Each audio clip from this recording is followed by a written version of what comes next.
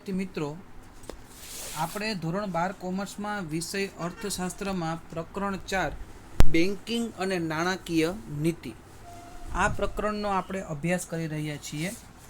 Last લેક્ચરમાં આપણે વ્યાપારી જે બેન્કો છે એ બેન્કોમાં આપણે નાણાકીય નીતિના સાધનો એટલે કે પરિમાણાત્મક સાધનોનો આપણે અભ્યાસ કરેલો છે.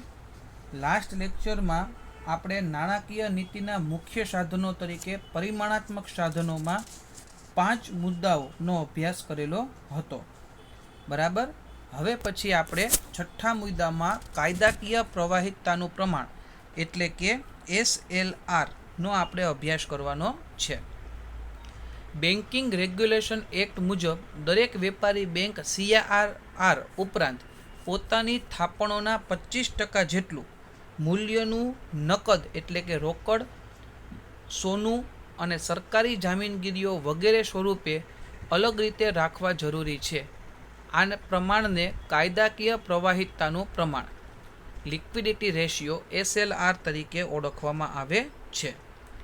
SLRનો હેતુ ધિરાણની તરલતા જાળવવાનો છે. જો SLR ઊંચું હોય તો બેન્કોની થાપણોનું વધુ પ્રમાણ સરકારી જામીનગીરીઓમાં રોકાય છે, કારણ કે એટલી રકમ છે એ અનામત તરીકે બેન્કો રાખે છે. બેન્કો તેટલા પ્રમાણમાં ઓછું ધિરાણ આપી શકે છે, કારણ કે સરકારી જામીનગીરીઓમાં રોકાણ કર્યા પછી બેન્કો પાસે એટલું નાણું નથી હોતું કે જે જાહેર પ્રજા માટે એ ધિરાણ આપી શકે. એટલા માટે થઈને ફુગાવાનું પ્રમાણ જે છે એ ઘટી જાય છે. જો SLR નીચો હોય તો બેન્કો વધુ ધિરાણ આપી શકે છે. ત્યાર પછીનો જે 7મો મુદ્દો છે એ છે ખુલ્લા બજારના કાર્યો. અર્થતંત્રમાં નાણાંનો પુરવઠો વધારવા કે ઘટાડવા RBI ખુલ્લા બજારમાં સરકારી જામીનગીરીઓનું ખરીદ વેચાણ કરે છે, જેને ખુલ્લા બજારનું કાર્ય કહે છે. આ પ્રકારનું કાર્ય ફુગાવા કે મંદીના નિયંત્રણ માટે કરવામાં આવે છે. બજારમાં નાણાંનું પ્રમાણ વધારવા માટે સરકારી જામીનગીરીઓ છે એનું વેચાણ કરે છે. બરાબર. ત્યાર પછી સ્ટરીલાઇઝેશનની નીતિ એટલે શું એ સમજી લ્યો. તો કે અર્થતંત્રમાં હુંડિયામણની સમતુલા જાળવવાની નીતિને સ્ટરીલાઇઝેશનની નીતિ કહેવામાં આવે છે. બરાબર. આ જે વસ્તુ છે એ શેના ઉપર આધારિત છે? હુંડિયામણની સમતુલા માટે.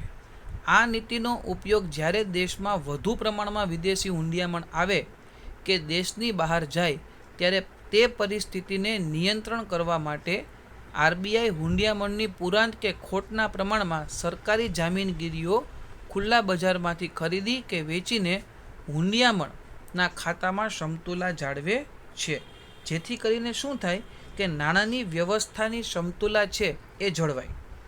આ નિયમ માટે વિદેશી હુંડિયામણ છે એના ઉપર નિયંત્રણ રાખવા માટે થઈને જનરલી RBI છે એ આવા નિયમોનો ઉપયોગ કરે છે.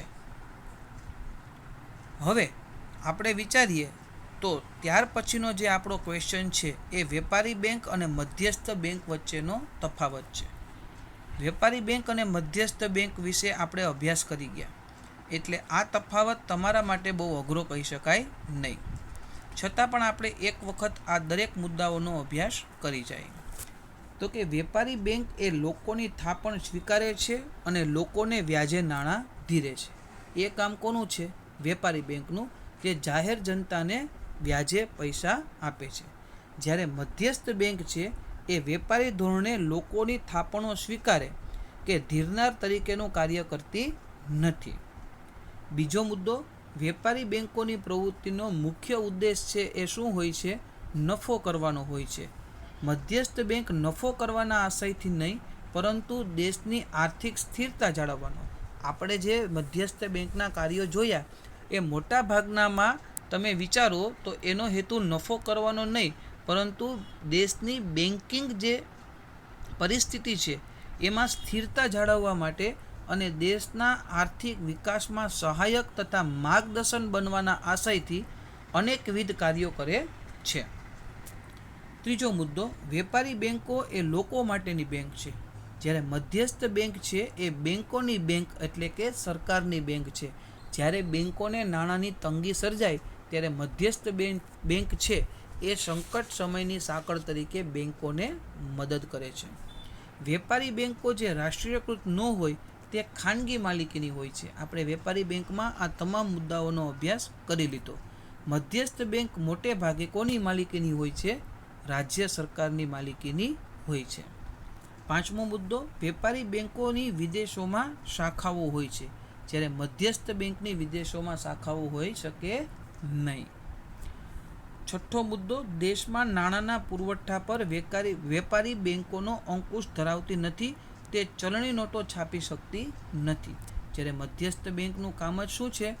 શાખ સર્જનની પ્રવૃત્તિ ઉપર અંકુશ રાખે અને નાણું બહાર પાડવાનો ઇજારો ધરાવે છે. આથી દેશમાં કુલ નાણાંના પુરવઠા પર કોનો અંકુશ રહે છે? મધ્યસ્થ બેંકનો. કારણ કે એમને ચલણી નાણું છાપવાની સરકાર તરફથી છૂટ હોય છે, જ્યારે વેપારી બેંકો છે એ આવું કરી શકતી નથી. સાતમો અને છેલ્લો મુદ્દો, વેપારી બેંકો મધ્યસ્થ બેંકના ખાતા ધરાવે છે. તેની અનુમતિ તથા આદેશો અનુસાર કાર્ય કરવું પડે છે. દરેક બેંકનું મધ્યસ્થ બેંકમાં ખાતું હોય, જે આપણે CRR, SLR તેમજ repo rate, reverse repo rate, આ દરેક વસ્તુ આપણે આ પ્રકરણમાં ભણી ગયા છીએ.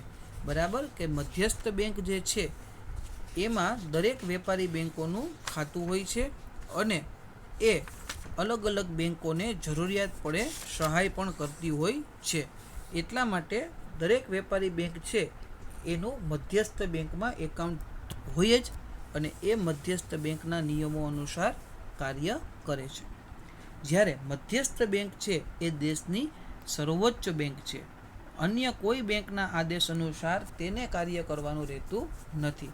દરેક બેંકો છે એ મધ્યસ્થ બેંકને અનુસરે છે અને એના નિયમોનું પાલન કરે છે. જ્યારે મધ્યસ્થ બેંક છે એ તો બેંકોની બેંક છે, સરકારની બેંક છે. એટલે એ સરકારની બેંક જે છે એમને આ વેપારી બેંકોના કોઈ પણ નિયમો અનુસરવાના હોતા નથી. તો આ એક નાનો એવો પ્રશ્ન આપણે સમાવેશ કર્યો છે, વેપારી બેંક અને મધ્યસ્થ બેંક વચ્ચેનો તફાવત. કારણ કે આપણે વેપારી બેંકોના તમામ મુદ્દાઓ જોઈ ગયા અને મધ્યસ્થ બેંકને લગતા પણ તમામ મુદ્દાઓ છે એનો આપણે આ પ્રકરણમાં અભ્યાસ કર્યો છે. હવે આ પ્રકરણમાં એક લાસ્ટ આપણે ક્વેશ્ચન છે એ લેવાનો બાકી છે અને એ છે નાણાકીય નીતિના ગુણાત્મક સાધનો. આજના લેક્ચરમાં આપણે નાણાકીય નીતિના પરિમાણાત્મક સાધનો જે હતા એના 5 મુદ્દા આપણે લાસ્ટ લેક્ચરમાં ભણી ગયા. આજે આપણે 6ઠ્ઠો, 7મો ને 8મો મુદ્દો છે એ આપણે અભ્યાસ કર્યો. હવે આ જે ક્વેશ્ચન છે એ આપણા પ્રકરણનો છેલ્લો ક્વેશ્ચન છે કે નાણાકીય નીતિના ગુણાત્મક સાધનો જણાવો. તો નાણાકીય નીતિના ગુણાત્મક સાધનો જે છે એ 4 છે ટોટલ. બરાબર, આપણે એક પછી એક દરેક ગુણાત્મક સાધનોનો અભ્યાસ કરીએ. કે સામાન્ય સાધનોથી જુદા અને તે ઉપરાંત RBI એટલે કે રિઝર્વ બેંક ઓફ ઇન્ડિયા કેટલાક ચોક્કસ ક્ષેત્રોનો વિકાસ માટે અથવા તો અલગ અલગ ક્ષેત્રોને નિર્ધારિત અસર પહોંચાડવા માટે થઈને શું કરે છે? તો કે ગુણાત્મક સાધનોનો ઉપયોગ કરે છે. હવે ગુણાત્મક સાધનો એટલે જરૂરી ક્ષેત્રો માટે તર્કપૂર્વક વપરાતા સાધનો. તર્કપૂર્વક એટલે બુદ્ધિગમ્ય પરિસ્થિતિઓનો ઉપયોગ કરી અને આ બધા ક્ષેત્રોને એક સરખી અસર પહોંચાડવા માટે હોતા નથી. જે ક્ષેત્રને જે પ્રમાણે જરૂરિયાત હોય એ પ્રમાણે રિઝર્વ બેંક ઓફ ઇન્ડિયા છે એ આ ગુણાત્મક સાધનોનો ઉપયોગ કરે છે. તો એ ગુણાત્મક સાધનો કયા કયા છે? તો કે એના માટે પહેલો મુદ્દો છે સલામતીની જરૂરિયાત. સામાન્ય પ્રજાને જ્યારે વેપારી બેંકો ધિરાણ આપે ત્યારે આ ધિરાણ પાછું આવે તેની ચોકસાઈ બેંકે રાખવી પડે છે. આથી બેંકો ધિરાણ લેનાર દરેક વ્યક્તિ પાસે તેમની કોઈ મિલકત જેવી કે ઘરેણાં, થાપણો, કાર, ઘર, જમીન વગેરે સલામતી બાંહેધરી પેટે લખાવે છે. જો કોઈ ગ્રાહક બેંકની શરતો મુજબ ધિરાણની રકમ પાછી ન ચૂકવે તો બેંક આવું સલામતી પેટે રાખેલું સાધન જપ્ત કરે છે. આપણને બધાને ખ્યાલ જ છે, કારણ કે આપણે કોમર્સના સ્ટુડન્ટ છીએ. તમે હવે 12 કોમર્સમાં ભણો છો એટલે આ દરેક વસ્તુનું જ્ઞાન તમારી પાસે હોય જ. તમે કોઈ પણ મકાન લોન ઉપર લો ત્યારે તમારા મકાનનો ઓરિજિનલ દસ્તાવેજ છે એ બેંક પાસે ગીરો પડેલો હોય, એટલે કે ગીરવે લીધેલો હોય. તમને બેંક ફક્ત એ દસ્તાવેજની ઝેરોક્ષ જ તમારી પાસે રાખવાની છૂટ આપે. તમે લોનના હપ્તા રેગ્યુલર ભરો ત્યાં સુધી બેંકને કોઈ પ્રોબ્લેમ હોતો નથી. જ્યારે તમારી લોન પૂરી થઈ જાય ત્યારે બેંક તમને તમારો ઓરિજિનલ દસ્તાવેજ આપી દે છે. એટલે જ્યાં સુધી લોન પૂરી ન થાય ત્યાં સુધી બેંક દસ્તાવેજ પોતાની પાસે રાખે છે. એટલે તમે એ મિલકત કોઈ પણ વ્યક્તિને વેચી શકતા નથી. જો તમે રેગ્યુલર હપ્તાઓ ન ભરો તો બેંક પોતાની સલામતી માટે તમારું એ મકાન છે એ જપ્ત કરી શકે છે. આગળ શું કહે છે? પરંતુ દેશના દરેક વર્ગને બેંકનું ધિરાણ મળે તથા ખેતી ક્ષેત્રો જેવા નો સરખો વિકાસ થાય તે માટે અલગ અલગ વર્ગ પાસે ઓછા વત્તા પ્રમાણમાં સલામતી બાંહેધરી લખાવવાની પદ્ધતિ અપનાવવા આરબીઆઈ વેપારી બેંકોને આદેશ આપે છે. જુઓ, તમને ઉદાહરણ આપેલું જ છે. જેમ કે ગરીબ ખેડૂત પાસે નહિવત અને મોટા ધંધાના માલિક પાસે મોટા પ્રમાણમાં સલામતી બાંહેધરી લખાવવામાં આવે છે. આને શું કહેવાય? સલામતીની જરૂરિયાત. કે જેવો વ્યક્તિ હોય એની પાસેથી એ પ્રકારની તમે ગેરંટી માગી શકો. પછી કોઈ નાનો વ્યક્તિ હોય, નાનો ખેડૂત હોય તો એમની પાસેથી વેપારી બેંકો છે એ કોઈ મોટી સલામતીના ધોરણે કોઈ પણ વસ્તુ ગીરવે મુકાવી શકે નહીં. તો આ સલામતીની ધોરણો માટે રિઝર્વ બેંક ઓફ ઇન્ડિયા છે એ વેપારી બેંકોને સૂચના આપે છે. ત્યાર પછી માર્જિનની જરૂરિયાત. સલામતી બાંહેધરી પેટે બતાવેલી મિલકતના અમુક જ ટકા અથવા તો માંગેલી લોનના અમુક જ ટકા જેટલું રકમનું ધિરાણ એકમને કે વ્યક્તિને મળી શકે છે. આવી ટકાવારીને ધિરાણનું માર્જિન કહે છે. આરબીઆઈ જુદા જુદા વર્ગો માટે જુદા જુદા માર્જિન રાખવાની ભલામણ કરે છે. આ શું સમજાવે છે? કે દાખલા તરીકે તમારી પાસે કોઈ પણ મિલકત હોય જેની ઉપર તમારે લોન લેવી હોય, તો સપોઝ માની લો કે તમારી પાસે 10 લાખ રૂપિયાની પ્રોપર્ટી છે, તો વેપારી બેંકો છે એ જનરલી એના 75%, 80% કે 85% સુધી, એટલે કે 10 લાખની પ્રોપર્ટી હોય તો 7.5 લાખ કે 8 લાખ રૂપિયા સુધીની લોન મંજૂર કરતી હોય છે, પરિસ્થિતિ સમય સંજોગને આધીન. તો આ જે વસ્તુ છે એને કહેવાય માર્જિન.